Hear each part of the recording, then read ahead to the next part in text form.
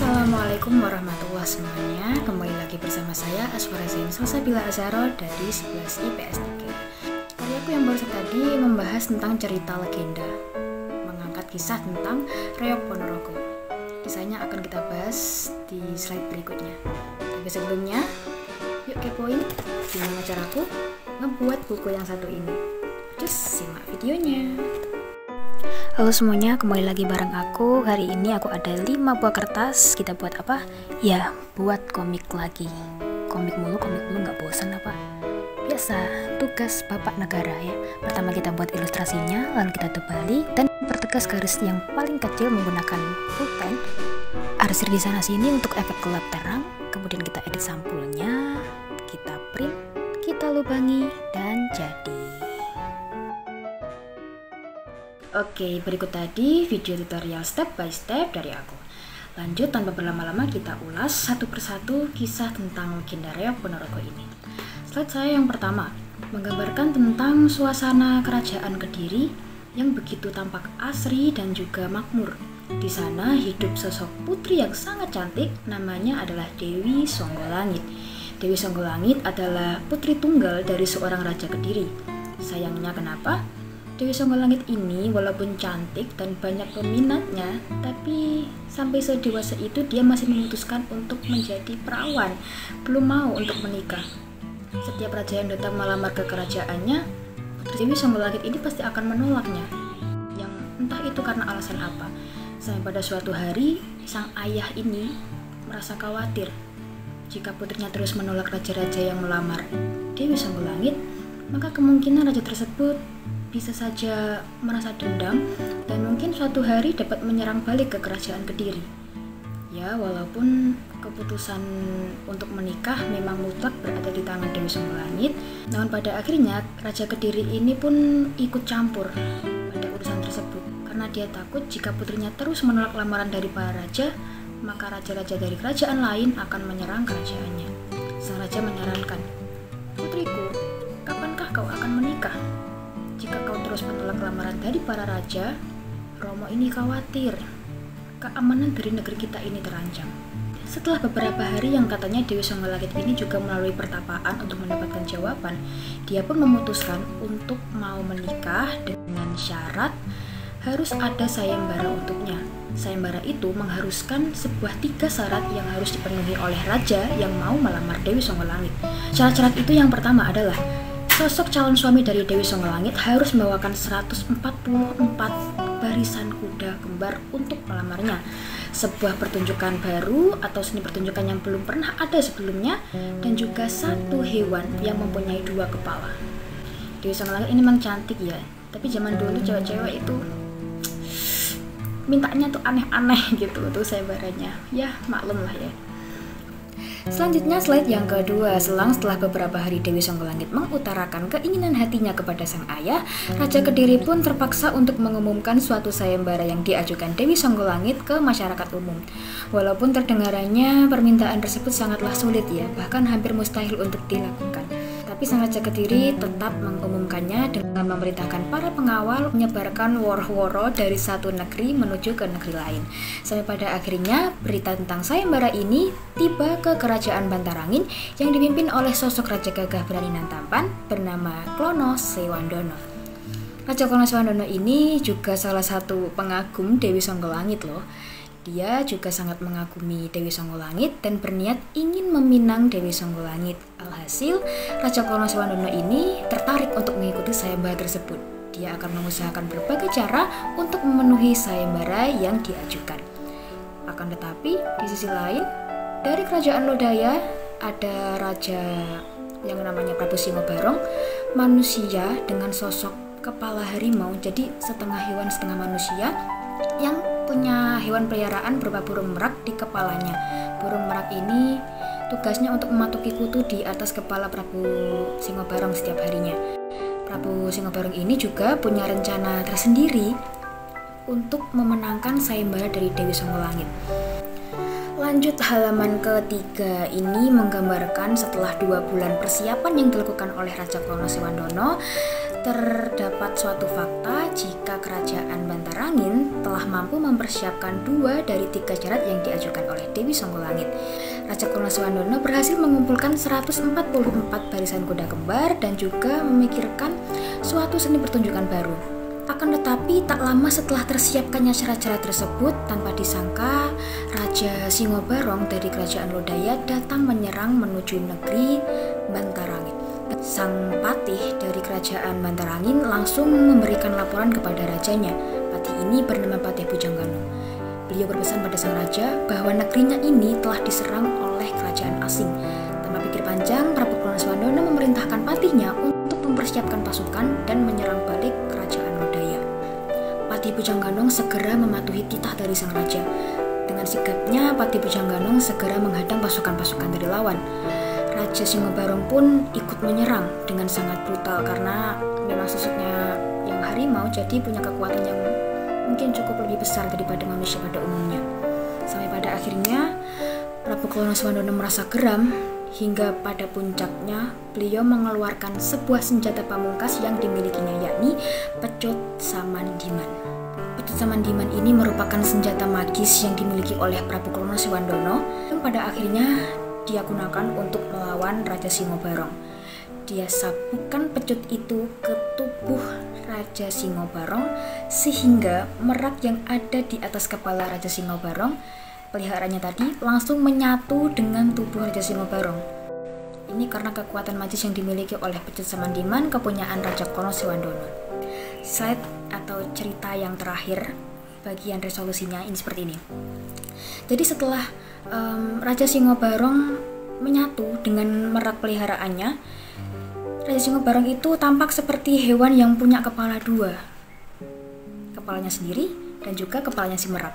Alhasil Raja Kurnasawandono punya ide, wah ini kayaknya menarik nih kalau aku bawa ke kerajaan Kediri untuk memenuhi sayembara dari Dewi Songgolangit.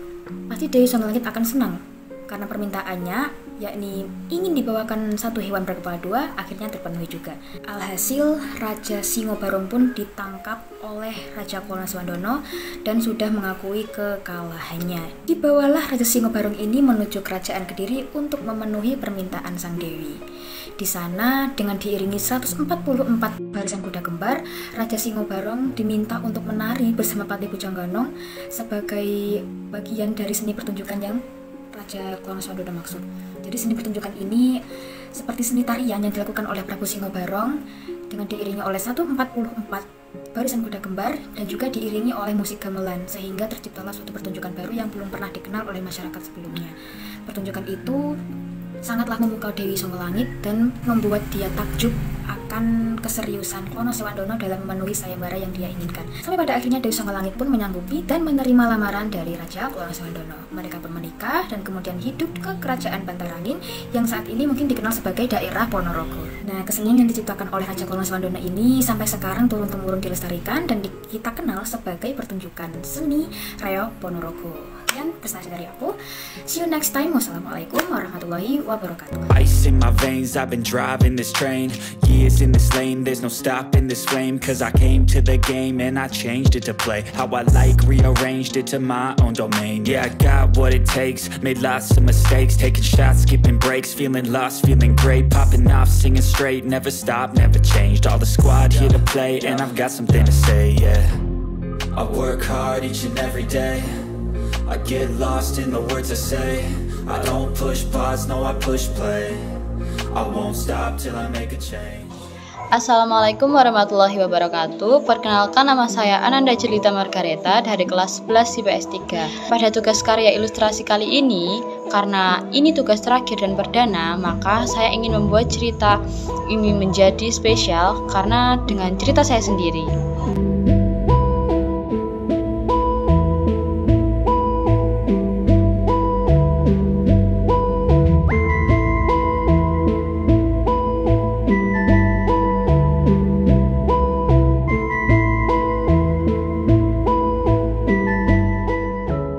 Bermula-mula pada slide pertama terdapat pengenalan tokoh Perkenalkan, ini Vesha Elena Grace. Dia siswi yang aktif di sekolahannya. Dia punya pacar namanya Kelvin Alexandra Portless. Tapi dia juga masih suka sama teman lamanya, namanya Arion Jefferson. Yang kedua ini namanya Kelvin Alexandra Portless. Dia pacarnya Vesha Elena Grace. Dan yang ketiga ini namanya Arion Jefferson. Anaknya pendiam, dia pengagumnya Vesha dari lama. Pada slide kedua terdapat Vesha yang sedang menatap Arion secara diam-diam. Begitupun Arion yang sedang melirik Vesha secara diam-diam juga. Di hati Vesha pun berkata kalau sebenarnya dia masih suka sama Arion, tapi dia nggak bisa ninggalin Kelvin. Pada slide ketiga, sekolah pun berlalu. Jam belajar Vesha pun tiba. Karena dia hampir lupa ada tugas kelompok bahasa Indonesia, Vesha langsung buru-buru dan refleks telepon Arion untuk menanyakan berapa nomor absen Arion. Karena hanya Arion yang belum menyetorkan nomor absen, telepon itu pun berlangsung sangat lama. Sampai akhirnya mereka chattingan kembali seperti dulu. Pada slide keempat, akhirnya 3 bulan mereka chatting. Kini Vesha dipaksa untuk memposting foto Kelvin. Lalu terlihatlah oleh Arion. Kini Arion salah paham dan harapan Vesha untuk kembali berkomunikasi dengan Arion kini tak terwujud lagi. Pada slide kelima atau yang terakhir, karena kesalahpahaman ini, akhirnya Arion memutuskan agar Vesha tidak menghubunginya lagi dan menyuruh Vesha untuk melanjutkan hubungannya dengan Kelvin. Karena itu yang diinginkan Arion, maka Vesha menyetujuinya dan dengan ikhlas melepaskan Arion untuk melanjutkan kehidupannya tanpa Vesha.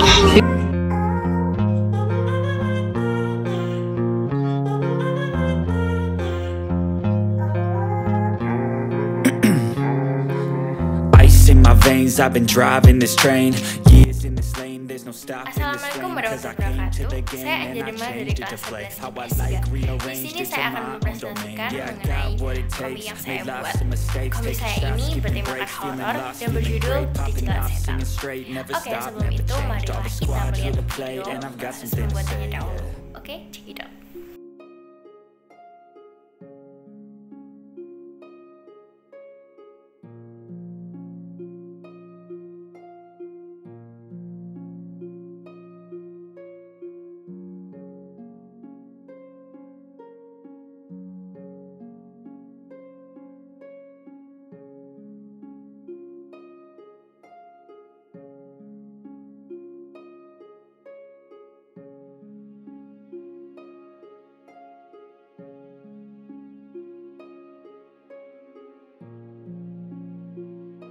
Warahmatullahi wabarakatuh. Perkenalkan, nama saya Anja Demar dari kelas 11 IPS 3, nomor absen 5. Di sini saya akan menceritakan mengenai komik ilustrasi yang saya buat. Pertama-tama, komik saya ini bertemakan horor dengan judul Dijilat Setan. Langsung aja, di scan pertama, ada 2 orang cewek nih yang sedang menyapa. Kita sebut aja si Sophie dan juga si Sena. Ketika mereka berdua sedang menyapa, datanglah 2 orang cowok yang super duper petakilan. Langsung saja di slide kedua, karena ulah mereka, si Sophie sampai bilangnya jantungan sih, tapi enggak lah ya. Lalu mereka bukannya salfok pada kejahilannya, akan tetapi salfok ke tangannya si Sophie yang kelihatan memar, tapi enggak awam dan juga aneh. Di slide ketiga, si Sena tanya gini, "Kamu habis jatuh ya, Sof?" Akan tetapi datanglah Mbak Indigo. Mbak ini bilang, itu bukannya jatuh tapi dijilat setan. Di slide keempat, Mbak ini masih terus bilang bahwa setannya sedang mengikuti sampai sekarang. Karena mereka bingung, jadi mereka pada bilang, itu Setia kan? Dia yang katanya anak indigo. Berarti beneran dong, Sophie lagi diikutin sama setan. Dan di slide terakhir, bukannya pada percaya, mereka malah pada ketawa ketiwi. Mereka benar-benar nggak merasakan bahwa yang dibilang si Tia itu beneran, karena mereka juga masih anak zaman sekarang yang nggak percaya sama hal-hal berbau mistis. Tapi di endingnya si Sophie malah beneran diikuti sama si setan itu. Dia merasa bahwa dirinya ada sesuatu yang berat membebaninya, tapi nggak tahu apa. Dan katanya itu cuma perasaannya aja.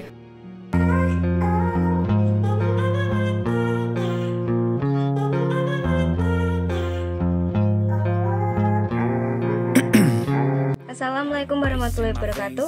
Perkenalkan, nama saya Devi Wahyasi dari kelas 11 IPS 3. Di sini saya akan mempresentasikan hasil dari ilustrasi yang saya buat,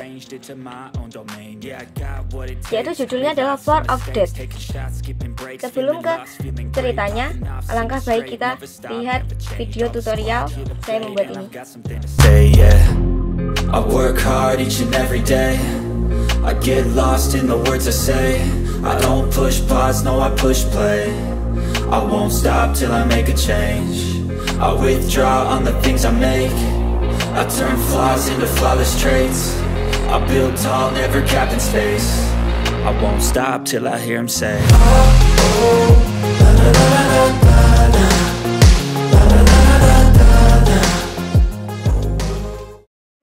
Ada seorang perempuan yang bernama Rachel.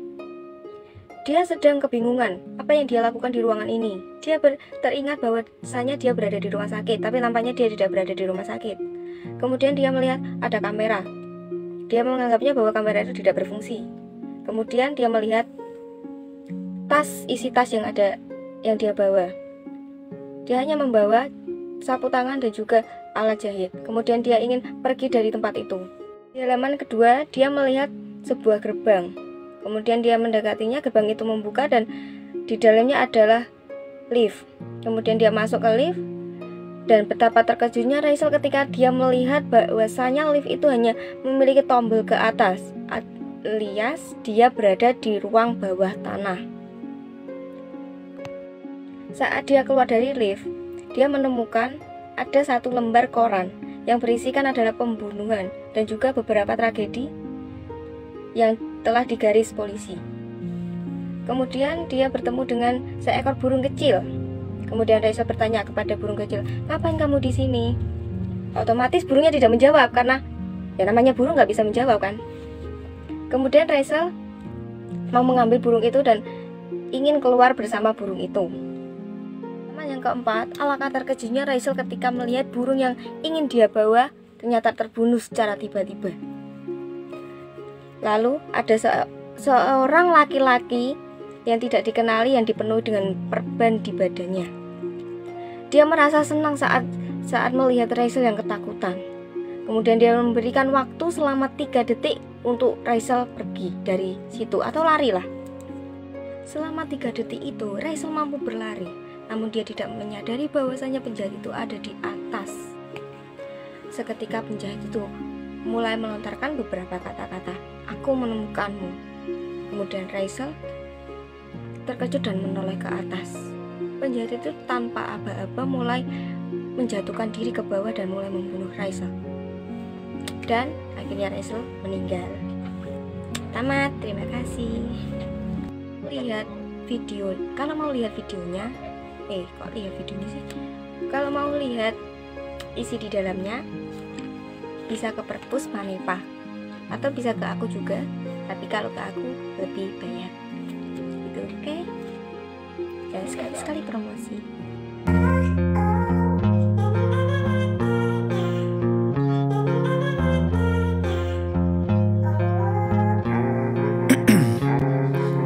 Ice in my veins, I've been driving this train.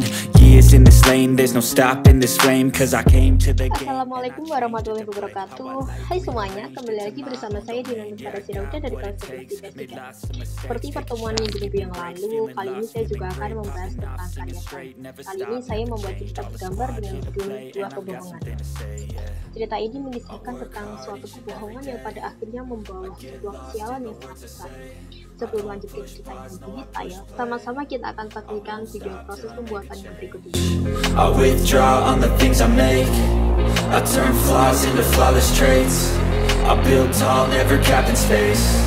I won't stop till I hear him say, oh, oh, la, la, la, la, la, la. La, la, la, la, la, la, la.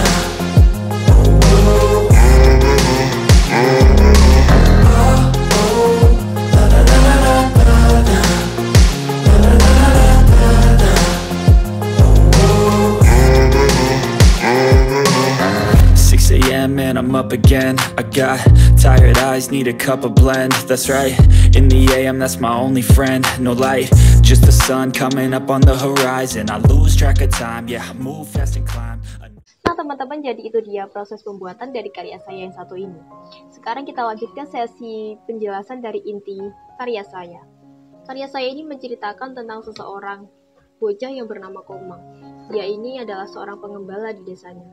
Si Komang ini adalah termasuk orang yang sangat jahil dan usik. Pada suatu hari, seperti rutinitas biasanya, dia mengembala di sebuah padang rumput. Ia beristirahat di bawah pohon yang sangat rindang. Karena terlalu lama beristirahat, ia pun merasa bosan. Muncullah ide jahat di otaknya. Ia berinisiatif untuk mengerjai teman-temannya. Ia berencana ingin membohongi teman-temannya bahwa dombanya telah dimakan oleh serigala. Ia pun langsung menuju ke tempat teman-temannya berada. Sesampainya di sana, ia pun langsung berteriak seheboh-hebohnya sehingga membuat teman-temannya ini panik. Teman-temannya pun yang mendengar ceritanya tersebut langsung berlari dan bergerak menuju ke lapangan untuk menyelamatkan domba-dombanya itu. Namun, sesampainya di lapangan, ia melihat domba-dombanya si Komang ini baik-baik saja. Tidak ada luka sedikit pun, bahkan tidak ada jejak serigala di situ. Si Komang yang melihat tingkah temannya yang kebingungan itu, ia pun langsung tertawa sejadi-jadinya. Teman-temannya pun merasa kesal dan meninggalkannya sendiri. Beberapa hari berlalu, seperti biasanya, ia mengembala di sebuah padang rumput. Tidak seperti biasanya, dia pulang terlalu sore. Saat mengecek domba-dombanya untuk dibawa pulang, dan seekor serigala yang sedang memangsa salah satu dombanya. Ia pun panik dan kebingungan. Ia pun segera lari menuju balai bantuan. Ia berlari menuju teman-temannya yang tempo hari ia bohongi itu. Teman-temannya pun gak percaya, karena dia ini adalah termasuk orang yang suka berbohong. Teman-temannya tidak menghiraukan sama sekali perkataan si Komang ini. Si Komang pun sangat sedih, ia bingung harus menjelaskan bagaimana kepada teman-temannya. Ia pun lari sekencang-kencangnya menuju ke lapangan. Saat tiba di sana, ternyata domba-dombanya sudah hilang, sudah dimakan oleh serigala. Ia pun menangis dan menyesali perbuatannya waktu itu. Oke, jadi pesan yang bisa kita ambil dari sini adalah janganlah kita berbohong, karena kebohongan itu akan membawa pada kesulitan yang tiada tara. Teman-teman, jadi ini dia adalah cerita bergambar yang baru saja kita review tadi. Ini adalah penampakannya. Buat kalian yang mungkin masih bingung dan kurang jelas atas penjelasan saya tadi, kalian bisa langsung aja datang ke perpustakaan Semanepa. Ini tersedia di sana ya. Oke, terima kasih sudah mendengarkan. Wassalamualaikum warahmatullahi wabarakatuh.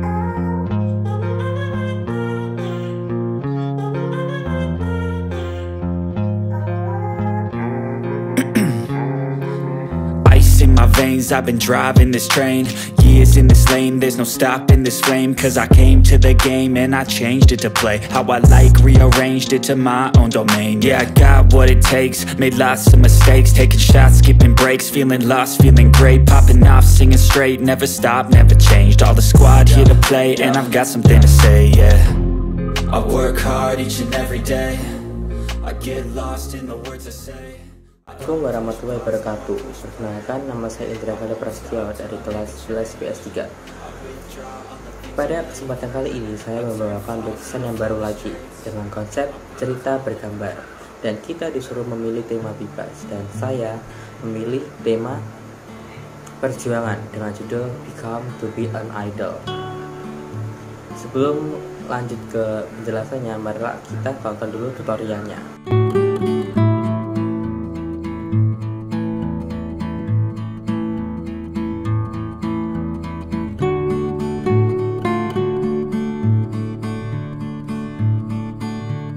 Nah, itu tadi video tutorial dan perkenalan saya. Sekarang saya akan mempresentasikan makna dari lukisan saya. Langsung saja. Pada slide pertama terdapat dua orang sahabat yang bernama Fiona dan Atalena.